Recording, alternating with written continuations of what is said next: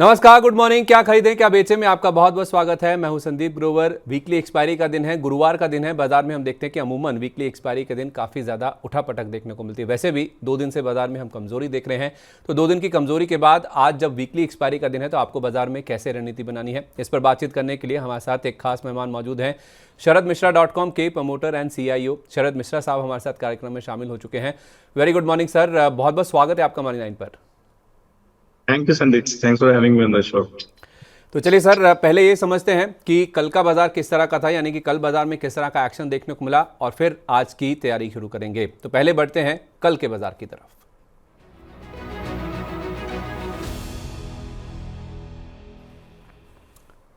बाजार में हम देख रहे हैं कि 2 दिन से लगातार कमजोरी ही देखने को मिल रही है। हायर लेवल्स पे हम देख रहे हैं कि बाजार में जो प्रॉफिट बुकिंग है वो कहीं ना कहीं हावी होती हुई नजर आ रही है। कल के सेशन में भी अगर आप देखें तो बाजार में हमने देखा कमजोर शुरुआत हुई, उसके बाद रिकवरी की कोशिश हुई, और उसके बाद फिर से आप देखिए बाजार में हायर लेवल से प्रॉफिट बुकिंग ही देखने को मिली। तो उतार चढ़ाव वाला सेशन कल भी था और आखिरकार हम लाल निशान के साथ बंद हुए। 86 अंकों की गिरावट लेकर निफ्टी बंद हुआ। सेंसेक्स में 300 अंकों से ज्यादा की, और बैंक निफ्टी जो कि आउट परफॉर्म कर रहा था पिछले 1-2 दिन से, कल वहां पे भी 100 अंकों से ज्यादा की गिरावट के साथ ही क्लोजिंग देखने को मिली। 25,093 का हमने हाई बनाया था, और लेकिन 2 दिन के बाद हमने देखा निफ्टी में फिर जो 25,000 का की साइकोलॉजिकल लेवल है उसके नीचे जाकर ही क्लोजिंग बनती हुई दिखी। हायर लेवल्स 25,100 के आसपास के थे, वहां से करीब करीब 125 अंक निफ्टी गिरकर बंद होता हुआ दिखा, और 25,212 का हाई हमने परसों के दिन बनता हुआ दिखा था। यानी कि बाजार में हम देख रहे हैं कि जो लोअर हाईज हैं वो देखने को मिल रहे हैं, यानी कि पिछले दिन का जो हाई है उसके बाद जो अगला दिन आ रहा है, जो हाई बन रहे हैं वो पहले दिन के हाईज के मुकाबले नीचे देखने को मिल रहे हैं। तो लोअर हाइस के साथ बाजार में कारोबार हो रहा है। कुछ ऐसा ही रुझान हमने सेंसेक्स में भी बनता हुआ देखा।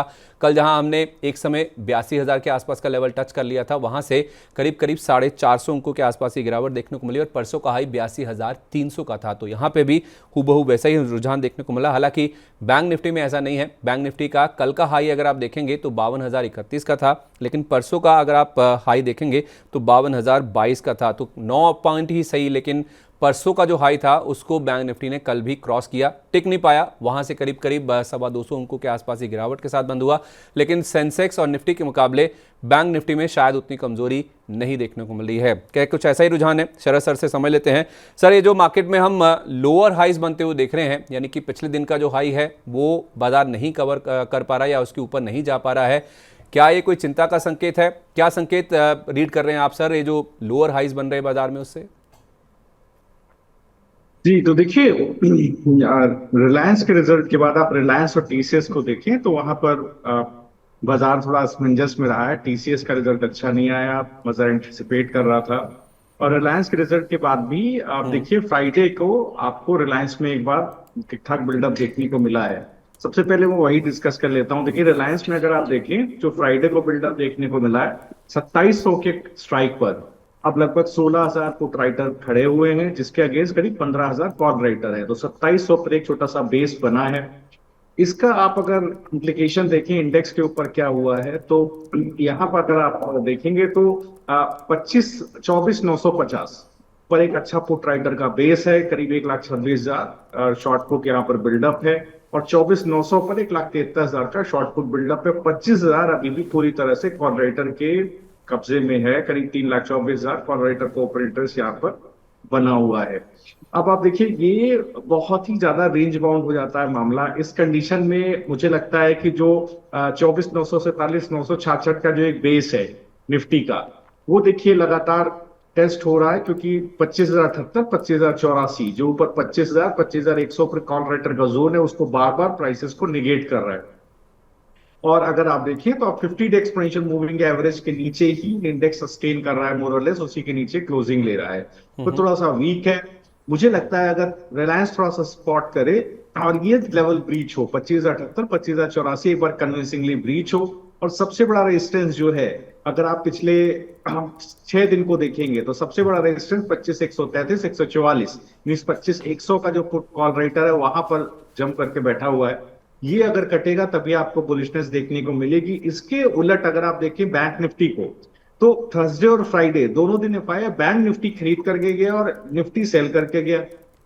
तो बैंक निफ्टी में अगर आप देखें तो एक अच्छा बेस बना हुआ है। यहां पर अगर आप ऑप्शन चेन को देखें तो आपको देखने को मिलेगा कि 51,900 पर अच्छा पुट राइटर का बेस है, 51,800 पूरी तरह से, 51,800 700 पूरी तरह से पुट राइटर के कंट्रोल में है, 52,000 और ऊपर आपका कॉल राइटर का बेस है। तो यहां पर अगर आप देखेंगे बैंक निफ्टी को तो मुझे लगता है 51,707 756 ये इसका एक बेस है। राइजिंग 10 डे या rising 20 day exponential moving average का सपोर्ट है यहाँ पर। ये जो पुट राइटर का बेस है ये नहीं टूट रहा है। ऊपर क्या जोन टूटे तो बुलिशनेस रहे बैंक निफ्टी, वो है 51,909 952, जो बेसिकली 51,900 का पुट राइटर खड़ा है बट उसको ब्रीच नहीं होने दे रहा है। सपोर्ट कहां से आ रहा है? एचडीएफसी बैंक से सबसे बड़ा सपोर्ट आ रहा है। जिस दिन एचडीएफसी बैंक सिंक करेगा उसी दिन ये लेवल टूटता हुआ दिखाई देगा। तो देखिए एनॉमली है यहाँ पर, बैंक निफ्टी एक नॉच मजबूत है, निफ्टी में वीकनेस है। अगर आज रिलायंस सपोर्ट करता है, जैसा देखिए डेटा मैंने आपसे शेयर किया कि 2700 को अच्छा पुट राइटर का बेस है, तो हो सकता है निफ्टी में आपको ऊपर की तरफ एक बार कॉल राइटर का बेस कटता हुआ दिखाई दे। चलिए, तो रिलायंस का सपोर्ट करना बहुत अहम है अगर बाजार को ऊपर की ओर जाना है। और बैंक निफ्टी को एचडीएफसी बैंक लगातार सपोर्ट दे रहा है। जिस दिन एचडीएफसी बैंक गिरता हुआ दिखेगा उस दिन फिर बैंक निफ्टी में भी कमजोरी बढ़ती हुई नजर आ सकती है। लेकिन सर, ओवरऑल अगर हम बैंक निफ्टी की बात करें तो आउट परफॉर्मेंस साफ तौर पर नजर आ रहा है निफ्टी के बनस्पत। आपको क्या लग रहा है सर, क्या ये आउट परफॉर्मेंस लंबा चलने वाला है? कितना टिकाऊ है ये? जी तो देखिए, अगर आप बैंक निफ्टी को देखें तो एचडीएफसी बैंक विचेवर वे एक अच्छे टॉप ट्रेंड में है। आईसीआईसीआई बैंक को भी आप देखेंगे तो यहाँ पर भी मुझे लगता है कि एक बार को बुलिशनेस देखने को मिल रही है। जिस तरह के बैंक के नंबर्स आए हैं, देखिए अभी छोटे बैंक का, बैंक ऑफ महाराष्ट्र का भी नंबर आया है, ठीक ठाक नंबर है। तो एचडीएफसी बैंक का नंबर भी खराब नहीं आया था। तो देखिए अगर आप बैंक्स में देखेंगे तो ठीक ठाक ही नंबर्स आ रहे हैं। मुझे लगता है एक अच्छा सपोर्ट कहीं ना कहीं आईसीआईसीआई बैंक से या एक्सिस बैंक से जिस दिन मिलेगा इंडेक्स को, उसके बाद ही एक बार तेजी इसके अंदर बनती हुई दिखाई देगी। अगर आप सोचे लोन फाइटर के तौर पर एचडीएफसी बैंक इसको ऊपर सस्टेन करता रहेगा, मुझे लगता है थोड़ा सा मुश्किल है। एक बार कहीं ना कहीं स्टेट बैंक ऑफ इंडिया में देखिए बुलिशनेस है। इसके मैं ये मार्क करके चलता हूँ एसबीआई यहाँ पर एक ऐसा है जो थोड़ा बहुत सपोर्ट लैंड करता हुआ दिखाई देगा। अगर यही चीज आईसीआईसीआई एक्सिस बैंक से दिखाई देगी तो जो बैंक निफ्टी का सबसे क्रुशियल रेजिस्टेंस है, जो मैं चाहता हूं कि टूट जाए, दैट इज समवेयर अराउंड 51,900 909 952। वो जब ऊपर की तरफ टूटेगा, जहां पर पुट राइटर का बेस भी है लेकिन इसके बावजूद वो प्राइस एक्शन में कभी सस्टेन नहीं हो रहा है, वो टूटेगा तभी आप देखिए एक अच्छा बुलिशनेस आपको बैंक निफ्टी में दिखाई दे सकता है। ठीक है, 51,909 पार होना बहुत ही अहम है। 952 का लेवल जो है निफ्टी बैंक के लिए, 51,800 के आसपास हम बंद हुए तो 100-150 पॉइंट ऊपर की ओर अगर चलता है बैंक निफ्टी और वहाँ उस लेवल को पार करता है, सस्टेन करता है, तो फिर वो लेवल हो सकता है कि एक डिसाइसिव मूव के तौर पर बैंक निफ्टी की मदद करता हुआ दिखे। लेकिन बाकी बैंकों को भी एचडीएफसी बैंक के अलावा सपोर्ट करना होगा। सेक्टर्स की बात करें तो ऑटो, आईटी, पीएसयू, मीडिया, निजी बैंक, फार्मा और एफएमसीजी इंडेक्स, ये कुछ ऐसे सेक्टर्स हैं जो कि कल के सेशन में गिरते हुए दिखें। तो आप ज़्यादातर देखेंगे ऑटो के साथ साथ जो डिफेंसिव पैक्स हैं वो भी प्रेशर में आते हुए दिख रहे हैं। निजी बैंक भी कल के सेशन में गिरते हुए दिखे, जिससे फेडरल बैंक लीड कर रहा था। लेकिन रियलिटी में हम देख रहे हैं कि 2-3 दिन से लगातार खरीदारी हो रही है और रियलिटी को सपोर्ट दे रहा है तेल, गैस, इंफ्रा और फाइनेंशियल सर्विसेज। फाइनेंशियल सर्विसेज में भी लगातार दूसरे दिन हमने देखा कि मजबूती के साथ क्लोजिंग बनती हुई दिखी। अगर आप निफ्टी की बात करेंगे, गिरावट कहाँ से आई, कौन से शेयर गिर रहे थे, उसमें ट्रेंड सबसे आगे था गिरने वाले शेयरों की सूची में एमएनएम, इन्फोसिस, हीरो मोटोकॉर्प, यहाँ पे भी गिरावट देखने को मिली। इसमें अदानी पोर्ट्स, जेएसडब्ल्यू स्टील और बीईएल को भी आप शामिल कर सकते हैं। और सपोर्ट आ रहा था एचडीएफसी बैंक, जैसे हमने देखा HDFC life, doctor Reddy's, Grasim, Airtel, ये निफ्टी के गेनर्स में शामिल थे। और इसमें आप चाहें तो हिंडाल्को और बजाज ऑटो को भी शामिल कर सकते हैं। तो सर, आईटी, फार्मा और एफएमसीजी तीनों जो डिफेंसिव सेक्टर्स हैं बाजार के, इनमें हम देख रहे हैं कि कुछ प्रेशर हाई लेवल से साफ तौर पे देखने को मिल रहा है। क्या डिफेंसिव्स की वजह से प्रेशर आ रहा है या फिर ये बहुत चल चुके हैं उस वजह से इनमें गिरावट हो रही है? करना क्या है इन तीनों डिफेंसिव सेक्टर्स में? तो देखिए बिल्कुल आपने सही बात बोली है, काफी चल चुके हैं। देखिए प्री रिजल्ट रैली ऑलरेडी इसके अंदर बन गई थी, काफी बड़ा मूव ऑलरेडी आ चुका है। तो अब जब रिजल्ट आ रहे हैं तो एक हमें ज्यादातर प्रॉफिट बुकिंग ही देखने को मिल रही है। तो अगर आप एचसीएल टेक को देखें, इसके अच्छे नंबर्स के बावजूद भी स्टॉक कहीं ना कहीं स्टैग्नेट करता हुआ दिखाई दे रहा है। इसके बावजूद मुझे लगता है एचसीएल टेक में 1830 का एक सपोर्ट है, बढ़ता स्लोली एंड ग्रेजुअली है 1985 की तरफ जाता हुआ दिखाई दे सकता है। तो सिलेक्टिव काउंटर्स हैं सभी स्पेसेस में। जो हमने डिस्कस किया, वहां पर मुझे लगता है बुलिशनेस बिल्कुल बनी रह सकती है। आप आईटी के अंदर भी आप देखें तो मुझे लगता है एचसीएल टेक एक फेवरेट काउंटर रहेगा। इन्फोसिस में देखिए एक बार प्रॉफिट बुकिंग दोबारा देखने को मिली, एक सप्लाई जोन है 1980 के आसपास, लेकिन मुझे लगता है कि एक सपोर्ट अच्छा 1900 के आसपास पुट राइटर का एक अच्छा बेस है। अगर स्टॉक सस्टेन करता है और 1980 के ऊपर चलना शुरू करता है तो ये इंडेक्स को भी अच्छे से सपोर्ट करेगा, 2120 की तरफ जाता हुआ दिखाई देगा। तो बहुत ही स्टॉक स्पेसिफिक रहने की जरूरत है, क्योंकि रिजल्ट से पहले सारे ही स्टॉक लगभग चल चुके हैं। रिजल्ट से पहले ज़्यादातर स्टॉक्स चल चुके हैं। ये तीनों डिफेंसिव सेक्टर्स की बात है, आईटी, फार्मा और एफएमसीजी। और कुछ ऐसा ही रुझान सर हम ऑटो पैक में भी देख रहे हैं। इनके नंबर्स आने से पहले हम देख रहे हैं कि प्रेशर साफ तौर पे नजर आ रहा है। चाहे आप टीवीएस की बात कीजिए, एमएनएम की बात तो हमने करी ही, हीरो मोटोकॉर्प, एक्साइड, बजाज ऑटो के कल नंबर्स आए थे, मुनाफा इनका 9% बढ़कर आता हुआ दिखा। उससे पहले थोड़ी सी प्रॉफिट बुकिंग इसमें भी हमने बनती हुई दिखी थी। कल हालांकि हल्के से गेंस के साथ बंद होने में कामयाब रहा। तो ऑटो एज अ पैक को लेकर नतीजे आने से पहले जो प्रेशर बन रहा है, क्या इसमें खरीदारी करनी चाहिए या अभी वेट करना चाहिए, प्रॉफिट बुकिंग बढ़ सकती है? देखिए सिलेक्टिव काउंटर्स हैं जहां पर अभी भी बुलिशनेस बनी हुई है। अगर आप सुंदरम फास्टनर्स वगैरह को देखें, या इसके अलावा फॉर दैट मैटर जहां तक मुझे बजाज ऑटो में भी लगता है एक बेस बनने की कोशिश हो रही है। 12,000 के आसपास एक सप्लाई जोन है बजाज ऑटो में। ये अगर कटता है तो ऊपर की तरफ 12,500 13,000 तक के भाव आपको देखने को मिल सकते हैं।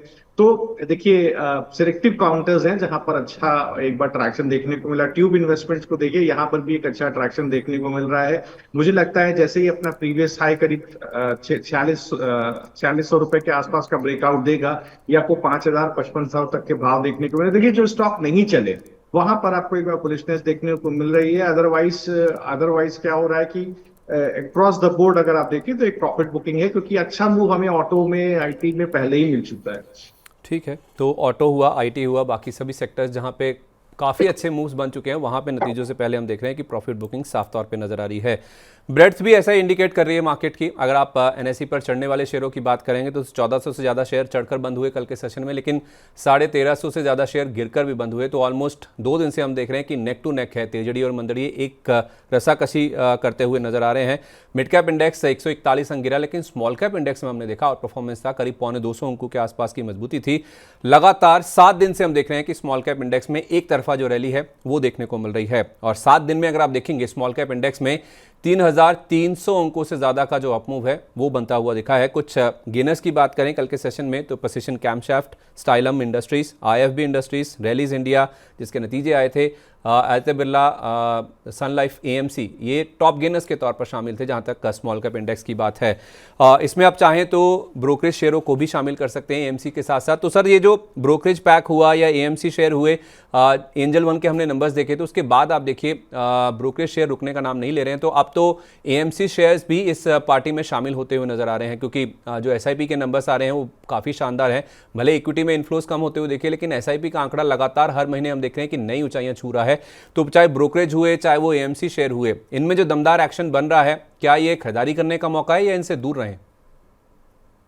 नहीं, देखिए जिस तरह का बुलिशनेस है, आप देखिए एचडीएफसी एनसी में एक ब्रेकआउट आया है, तो मुझे लगता है ये 5500 रुपए तक के भाव पर जाने की कोशिश करेगा। डिस्क्लोजर है क्लाइंट्स को 4300 रुपए के आसपास का रिकमेंडेशन है। मुझे लगता है एचडीएफसी हो गया, यूटीआई एमसी हो गया, यहां पर एक अच्छा बुलिशनेस आपको देखने को मिल रहा है। बिल्कुल इसको कैश ऑन करना चाहिए। यूटीआई में भी मुझे लगता है ऊपर की तरफ करीब 1440 तक के भाव भी खुल सकते हैं, 1330 का भाव है। तो यहाँ पर देखिए सिलेक्टिव पॉकेट्स में काफी अच्छा ट्रैक्शन देखने को मिल रहा है। हाँ, अगर आप ब्रोकिंग को देखें तो मोतीलाल ओसवाल है, एंजल वन है, वहां पर अच्छा मूव आया है। तो अब कई ओवरबॉट टेरिटरी में जा रहे हैं, लेकिन एएमसी में अगर आप देखें तो अभी भी काफी स्कोप सिलेक्टिव स्टॉक में है। ठीक है, तो आप कह रहे हैं कि ब्रोकरेज के बजाय जो एएमसी स्टॉक्स हैं, एचडीएफसी एएमसी और यूटीआई एएमसी, यहाँ पे अभी भी बुलिशनेस बाकी है। तो यहाँ पे चाहें तो तेज़ी की पोजीशन बना के चल सकते हैं। लेकिन आज एक्सपायरी का दिन है, वीकली एक्सपायरी होती है, अमूमन उठापटक काफ़ी ज़्यादा होती है। तो आज के लिए आपको बाजार में कैसे स्ट्रैटेजाइज करना चाहिए, चलिए आज की तैयारी शुरू करते हैं।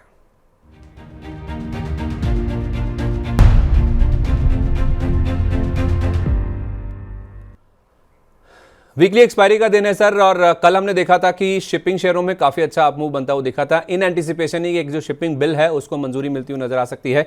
तो आप शिपिंग कॉर्पोरेशन की बात कीजिए, जी शिपिंग की बात कीजिए, गार्डन रीच शिप बिल्डर्स की जहां तक बात है तो उसमें भी काफ़ी अच्छा मूव बनता हुआ दिखा था। कोचिन शिपयार्ड की बात मैं बाद में करता हूं, लेकिन इन शेयरों में जो एक्शन बनता हुआ दिखा है सर, एंटिसिपेशन की एक बिल अप्रूव हो जाएगा। आपको क्या लगता है कि शिपिंग शेयरों में अभी खरीदारी करने के मौके हैं या फिर मुनाफा वसूली करें, क्योंकि ऑलमोस्ट डे हाई के आसपास जाके बंद हुए ये शेयर्स? जी शिपिंग का जिक्र मैंने पहले भी किया था संदीप जी, मुझे याद पड़ता है। तो जब बाजार गिर रहा था उस दौरान भी स्टॉक में काफी ताकत है, मुझे लगता है बिल्कुल ये ऊपर की तरफ इसका ट्रेंड जारी रहेगा। तो यहाँ पर आप अगर लॉन्ग हैं तो बिल्कुल इसके अंदर बने रहे। मैं हमेशा कहूंगा जहां पर सिलेक्टिव पॉकेट्स में देखिए, जिन स्टॉक्स में स्ट्रेंथ है वहां बिल्कुल आपको मुझे लगता है कि एक बार बने रहना चाहिए। उसमें से एक जी शिपिंग है, इसमें स्ट्रेंथ आप देखिए तो मतलब मुझे याद पड़ता है सितंबर के लास्ट वीक से ही अच्छी खासी स्ट्रेंथ है, कंटिन्यू करेगी। अभी कम से कम 10 से 15% का मूव यहाँ पर और पेंडिंग है। ठीक है, तो जी शिपिंग डे हाई के आसपास कल भी बंद हुआ है, पहले भी इस स्टॉक को लेकर सर ने अपने रिकमेंडेशन दी है, अभी भी जी शिपिंग में दमखम बाकी नजर आ रहा है। कुछ ऐसा ही रुझान सर आपको कोचिन शिपयार्ड में भी नजर आ रहा है, जिसका एफपीओ खुला है।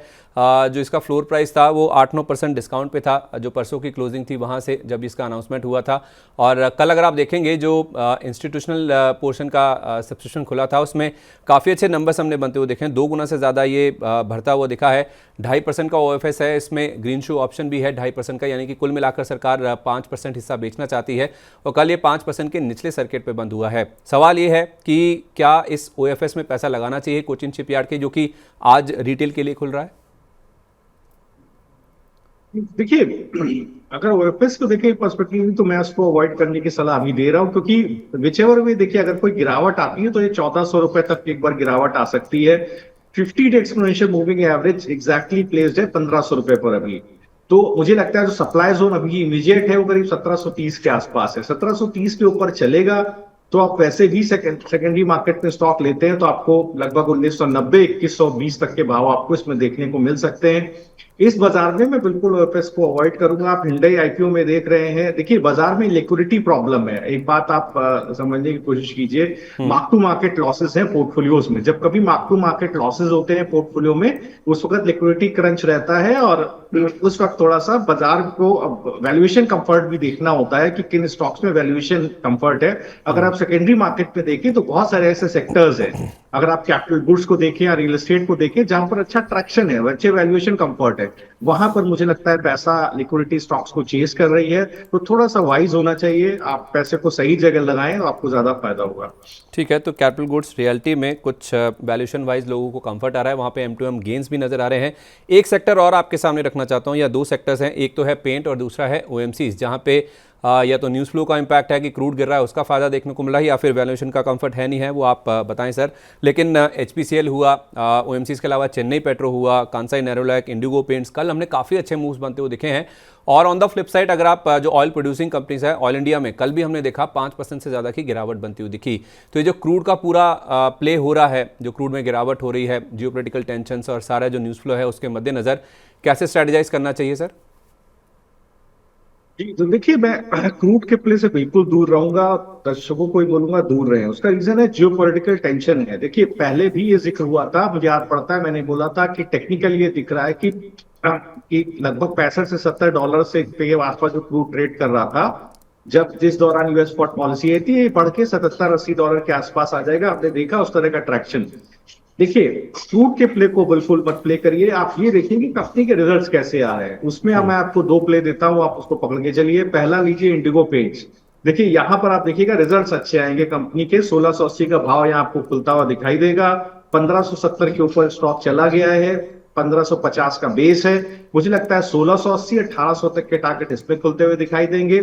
और अगर आपको ऑयल एंड गैस में प्ले करना है, पेट्रोनेट एलएनजी को प्ले करिए। देखिए यहां पर एक अच्छा बेस स्टॉक के अंदर बन गया है 345 रुपए पर। मुझे लगता है जैसे ही स्टॉक 365 के ऊपर चलना शुरू करेगा, ये 380 400 तक के भाव यहां आपको देखने को मिलेंगे। अगर आप HPCL, IOC और BPCL को देखिए तो संदीप जी ध्यान दीजिएगा, अगस्त के सेकेंड वीक से लेकर अभी तक स्टॉक रेंज बाउंड है, इन्होंने रेंज नहीं तोड़ा है। एचपीसीएल को आप देखें नीचे 390, ऊपर 445, इसी जोन में ट्रेड हो रहा है। अगर आप आईयूसी को देखें तो काफी लंबे समय से, लगभग 12 फरवरी के बाद से, लगभग पूरे साल से, लगभग 153 से लेके 175 के जोन में ट्रेड कर रहा है। तो ट्रेडर अगर आप हैं तो कंसोलिडेटिंग मार्केट में आप स्विंग ट्रेड ले सकते हैं, लेकिन अगर आप इन्वेस्टर हैं, थोड़ा लंबा व्यू रख रहे हैं, तो आप अटक सकते हैं। बीपीसीएल को देखें, यहां पर इकलौता तीनों में से ट्रेंड है जो थोड़ा सा सेक्रोसेंट है, थोड़ा पॉजिटिव है। 332 का स्टॉप लॉस लगा करके आप एक स्विंग ट्रेड ले सकते हैं 375 तक का।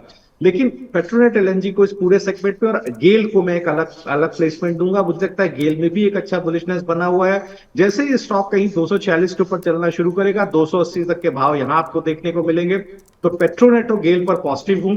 बीपीसीएल को स्विंग ट्रेड के लिए लिया जा सकता है। Okay, fair enough sir. ये तो पूरा क्रूड का प्ले हो गया, कैसे आपको क्रूड में जो गिरावट हो रही है या फिर जो मूवमेंट आ रहा है उसमें आपको कैसे पोजीशन बनानी चाहिए। लेकिन सर क्रूड का जो इम्पैक्ट है काफ़ी हद तक हम देख रहे हैं कि केमिकल शेयरों में भी देखने को मिला है। जिस तरह से क्रूड गिर रहा है, केमिकल शेयरों में भी काफ़ी पॉजिटिविटी बनती हुई दिख रही है। कुछ नाम आपके सामने रख रहा हूँ। सुमिटोमो केमिकल हुआ, सुदर्शन केमिकल जहाँ पे एक पिछले हफ्ते एक्विजिशन भी हुआ था, उसके बाद थोड़ा सा स्टॉक नीचे आया था, बाद में फिर से आप देखिए आप मूव बनता हुआ दिख रहा है। नॉसिल है, फिनोटेक्स केमिकल है, कैमलिन फाइन साइंसेस है, बहुत सारी कंपनियां हैं। हिमाद्री स्पेशलिटी भी हम डिस्कस करेंगे। इसके नंबर्स भी आए थे, नंबर्स भी ठीक ठाक थे, इनके मार्जिन्स इंप्रूव होकर आए हैं। तो केमिकल स्पेस में कुछ एक्टिविटी बनती हुई दिख रही है, क्या आपकी नजर है सर इस पूरे स्पेस पर? जी, तो देखिए, बिल्कुल देखिए, रैलिस इंडिया पे मैं पहले से ही पॉजिटिव था। रैलिस इंडिया मुझे लगता है कि यहाँ पर बिल्कुल मुझे लगता था लंबे समय में, क्लाइंट्स को रिकमेंडेड भी है स्टॉक। तो मुझे लगता है यहाँ पर जरूर एक बार बुलिशनेस बनी रह सकती है। लगभग 350 के आसपास का मैंने बाय का रिकमेंडेशन दिया था, टारगेट था 395 440।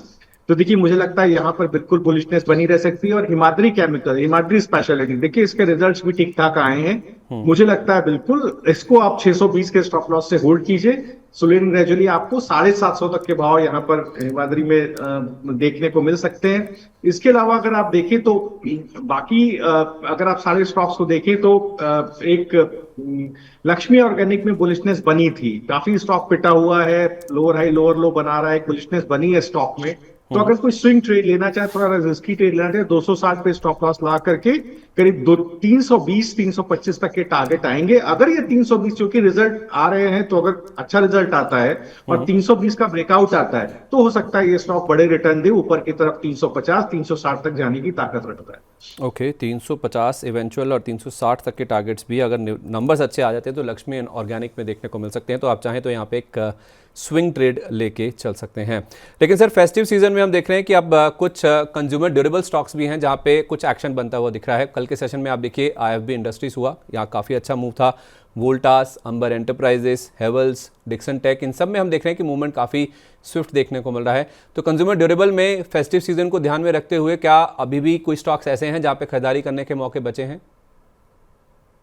जी, तो देखिए यहाँ पर अंबर एंटरप्राइजेस के ऊपर मुझे याद पड़ता है, मैंने आपको भी रिकमेंड किया था अंबर एंटरप्राइजेस काफी नीचे के भाव पे। मैंने लगभग 1 अक्टूबर को रिकमेंड किया था 5500 के टारगेट के लिए, और जिक्र किया था कि देखिए जो ऑपरेटिंग EBITDA है वो स्लाइटली फर्स्ट क्वार्टर में गिरता हुआ दिखाई दिया था। यहाँ पर आने वाले समय में यहाँ पर डबल डिजिट का गाइडेंस है। अगर आप देखेंगे इलेक्ट्रॉनिक सेगमेंट में भी मैनेजमेंट का मानना है कि यहाँ पर भी मार्जिन एक्सपेंशन होता हुआ दिखाई देगा। और कंज्यूमर ड्यूरेबल सेगमेंट जहां से मेजर रेवेन्यू आता है 80% के आसपास, यहाँ पर आप देखेंगे तो जो वॉशिंग मशीन का जेवी है रेफ्रिजरेट के साथ वो ट्रैक पर है। और यहाँ पर आने वाले समय में भी आपको Q3 के बाद आप मार्जिन एक्सपेंशन दिखेगा। तो स्टॉक पहले से ही चल रहा है और मुझे लगता है बिल्कुल इस स्टॉक के अंदर एक अच्छा मूव है। मुझे लगता है ऑलरेडी इसके 5500 का टारगेट आके गया। मुझे लगता है 4690 तक यहाँ पर एक बार मूव ऊपर की तरफ आ सकता है। और कंज्यूमर ड्यूरेबल पे मैं बहुत समय से पॉजिटिव हूँ। मुझे लगता है यहाँ पर एक अच्छा मूव बनेगा। सेंचुरी प्लाईबोर्ड, इसका भी ध्यान रखिएगा। यहाँ पर आप देखिएगा 1030 तक के भाव आपको पोजिशनली खुलते हुए दिखाई देंगे। इंडिगो पेंट देखिए मैंने अभी थोड़ी देर पहले आपसे शेयर किया है। वीआईपी इंडस्ट्री देखिए यहाँ पर भी मैं बुलिश हूँ। मुझे लगता है फर्स्ट क्वार्टर में बहुत 3 करोड़ का प्रॉफिट आया था। पिछले साल लास्ट क्वार्टर में 55 करोड़ का लॉस था। स्टॉक सस्टेन कर रहा है। देखिए 502 के पास सपोर्ट है। मुझे लगता है धीरे धीरे 610 660 तक के भाव इसमें भी खुलते हुए दिखाई दे सकते हैं। तो ये कुछ एक स्टॉक है जहां आप चाहें तो बुलिश हो सकते हैं। कैंपस एक्टिववेयर में भी मैं बुलिश हूं। देखिए यहां पर आप देखिएगा कैंपस एक्टिववेयर के अंदर की बहुत अच्छा लगभग 35% का कैगर अगर ऑनलाइन सेल्स में देखिए पिछले 5 साल में। मुझे लगता है एक बार स्टॉक कंसोलिडेट होता है, रिजल्ट्स अच्छे आएंगे तो 380 420 तक के भाव यहां भी खुलेंगे। तो इस सेगमेंट में कंज्यूमर ड्यूरेबल में काफी समय से पॉजिटिव हूं और कई सारी बेट्स मैंने क्लाइंट्स को भी रिकमेंड की और आपको भी अलग अलग लेवल पे रिकमेंड किए। तो कैंपस एक्टिववेयर, वीआईपी इंडस्ट्रीज, सेंचुरी प्लाई, अंबर एंटरप्राइजेस, ये कुछ स्टॉक्स हैं जहां पे आप खरीदारी करके चल सकते हैं। अंबर एंटरप्राइजेस में 5500 का टारगेट दिया गया था, वो अचीव होता हुआ भी नजर आया है। इनफैक्ट उसे ओवरशूट भी किया है। कल के सेशन में आप देखिए 5600 का जो लेवल है वो भी स्टॉक में पार होता हुआ नज़र आया भी है। तो ये तो बात हुई फेस्टिव सीजन की, लेकिन दूसरी तिमाही के नतीजों की बात करें सर, आपने रेलिस इंडिया की तो बात ऑलरेडी कर ली, बजाज ऑटो हमने डिस्कस कर लिया, हिमाद्री भी डिस्कस हो गया। एक केईआई इंडस्ट्रीज डिसाइसिव मूव था नंबर्स के बाद, अगर आप उसका चार्ट देख के भी बता पाएंगे उसमें किस तरह का रुझान नजर आ रहा है? तो देखिए बिल्कुल केआई इंडस्ट्री को देखिए तो रिजल्ट ऐसा कुछ खराब नहीं आया है कंपनी का, लेकिन ऑलरेडी काफी स्टॉक चल गया है, थोड़ा सा मार्जिन पर दबाव देखने को मिला है। तो उसकी वजह से देखिए स्टॉक की ठीक ठाक पिटाई होती हुई दिखाई दी है। और मुझे लगता है कि स्टॉक अभी भी नेगेटिव टेरिटरी में नहीं है, एक positive correct order of moving average बना हुआ है। बेस है 3900 रुपए, 3950 से लेकर के 4200। ये एक बहुत अच्छा बेस स्टॉक के अंदर बना हुआ है। स्टॉक अगर सस्टेन कर जाता है तो मुझे लगता है धीरे धीरे करके अगर 4800 के ऊपर, 4750 के ऊपर में आपकी जगह सस्टेन होता है तब आपके इसके अंदर आपको बड़ी बुलिशनेस दिखाई देगी। 5600 की तरफ आपको जाता हुआ दिखाई देगा। तो मैनेजमेंट का आने वाले समय में भी गाइडेंस टॉप लाइन का 17-18% का है। तो मुझे लगता है मार्जिन का भी ठीक ठाक गाइडेंस है। तो अगर बाजार थोड़ा सा स्टॉक सेटल करता है 4750 के ऊपर तो 5500 के टारगेट इसमें खुलते हुए दिखाई देंगे। एक स्टॉप लॉस आप 4150 पे रख सकते हैं।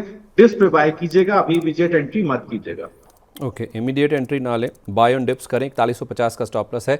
अगर 4750 पार हो जाता है तो 5600 तक के जो लेवल्स हैं वो भी देखने को मिल सकते हैं। आज भी बहुत सारी कंपनियां जिनके नंबर्स आने वाले हैं, जिसमें इन्फोसिस बड़ा नाम है। इसमें आप चाहें तो विप्रो को भी ऐड कर सकते हैं, जिसने 1:1 का बोनस भी दिया था पिछले हफ्ते की बात करें। एक्सिस बैंक एक और बड़ा नाम है जिसके नंबर्स आने वाले हैं। और बैंकों में अगर आप देखें IOB, central bank, Dhanlaxmi bank, इनके भी नंबर्स आने वाले हैं।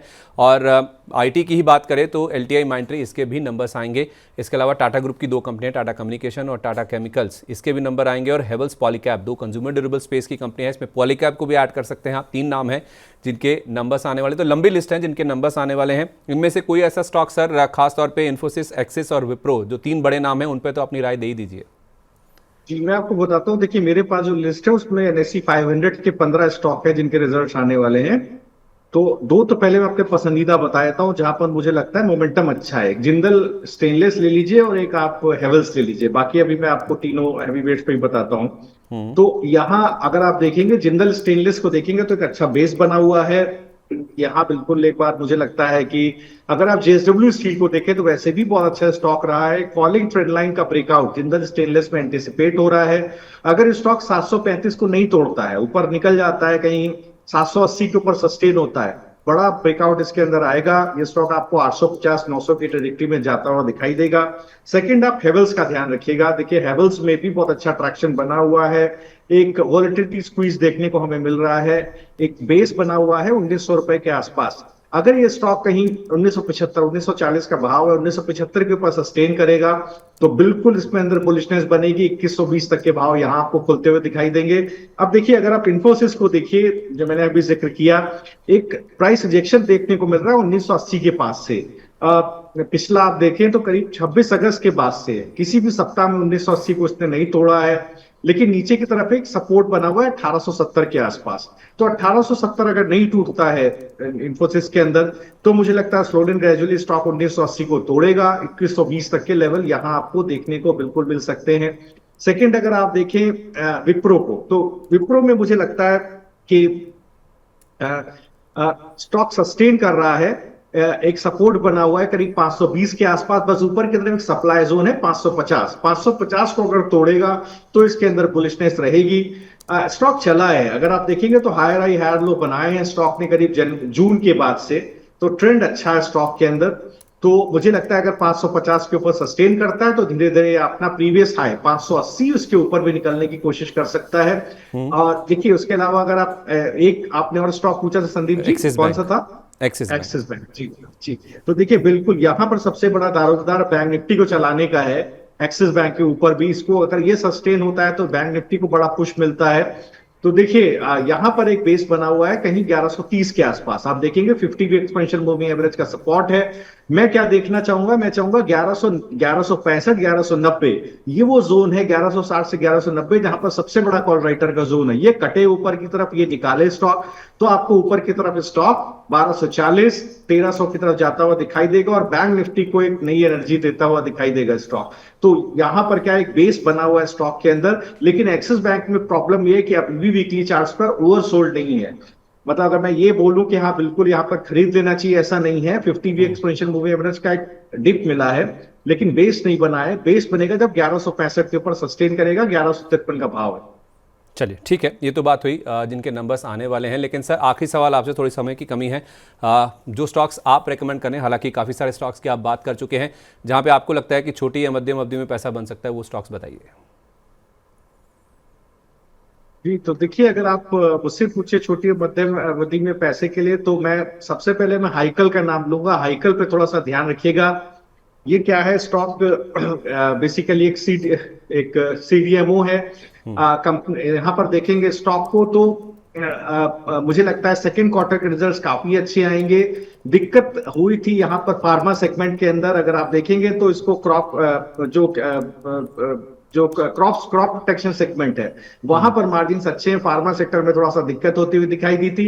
देखिए जिस तरह के रिजल्ट रैलिस इंडिया के आए हैं, ये दिखा रहा है कि ग्लोबल डिमांड इंटैक्ट है। तो हाइकल में देखिए एक अच्छा मूव बना है, इसको बिल्कुल ऊपर की तरफ ध्यान रखिएगा। तो पहला स्टॉक ये है। दूसरा देखिएगा, अगर आप प्ले करना चाहें तो आप इमीडिएट अगर आप ट्रेड लेना चाहें तो वोल्टास का फ्यूचर खरीदिए। 1785 के स्टॉप लॉस रखिए। 1990 2090 का टारगेट यहां आपको मिलेगा। इसके अलावा मुझे लगता है कि रियल एस्टेट पे जरूर बने रहिए। गोदरेज प्रॉपर्टी का देखिए यहाँ पर एक बिलोंग कर सकते हैं, मैंने दिया है क्लाइंट्स को। 3020 का स्टॉप लॉस है, 3525 के टारगेट यहां आते हुए दिखाई दे सकते हैं। और पीवीआर आइनॉक्स को रखिए, 1640 का कॉल खरीदिए, 16 रुपए का स्टॉप लॉस रखिए। 4663 के टारगेट यहां आते दिखाई देंगे। सब बॉटम आउट हो गया। पीवीआर के रिजल्ट में जो नेगेटिविटी थी सब सरेंडर हो गई। तो अब देखिए ये 3-4 कॉल है जहां पर आप ध्यान रखिए। डीएलएफ का फ्यूचर खरीद सकते हैं सर, 862 का स्टॉप लॉस रखिए। 905 और 936 के टारगेट के लिए। तो सारा फोकस मेरा रियल एस्टेट और कैपिटल गुड में रहने वाला है सर। तो डीएलएफ, गोदरेज प्रॉपर्टीज, दो रियल एस्टेट नाम है, पीवीआर, इसके अलावा वोल्टास और हाइकल, ये कुछ ऐसे स्टॉक्स हैं जिनमें आप छोटी से मध्यम अवधि में पैसे लगा के चल सकते हैं, जहां पे अच्छी गुंजाइश है पैसा बनने की। बहुत बहुत धन्यवाद सर, आज सुबह हमारे साथ शामिल होने के लिए, सारे स्टॉक्स पर बातचीत करने के लिए। कोई डिस्क्लोजर सर? जी देखिए, जितने स्टॉक्स मैंने अभी लास्ट में डिस्कस किए 10-15 मिनट, और उससे पहले वो सब क्लाइंट्स को रिकमेंडेड पोजीशंस हो सकती है सर।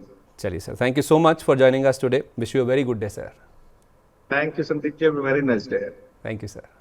तो क्या खरीदें क्या बेचें को यहीं पर समेटते हैं। उम्मीद करते हैं आज एक्सपायरी का दिन है, आपके लिए बहुत शुभ और बहुत प्रॉफिटेबल हो। इसी उम्मीद के साथ मुझे आप इजाज़त दीजिए, आपसे कल फिर से मुलाकात होगी। तब तक के लिए नमस्कार।